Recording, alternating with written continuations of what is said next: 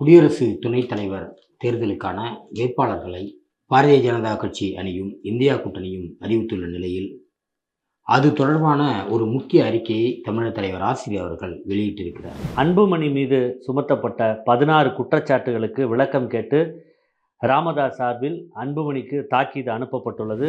பிஜேபியின் ஜனநாயக யோகிதான் சம்விதானா என்று தலைப்பிடப்பட்டு இந்த தலையங்கம் எழுதப்பட்டுள்ளது. வாக்காளர் பட்டியலில் இருந்து நீக்கப்பட்டவர்கள் மீண்டும் பெயரை சேர்க்க ஆதாரை அடையாள ஆவணமாக சமர்ப்பிக்கலாம் என தேர்தல் ஆணையம் அறிக்கை வெளியிட்டிருக்கிறது. தமிழ்நாட்டு மீனவர்களை விடுதலை செய்ய வேண்டும் என்று தங்கச்சி மடத்தில் மீனவர்கள் ரயில் மறியலில் ஈடுபட்டுள்ளனர்.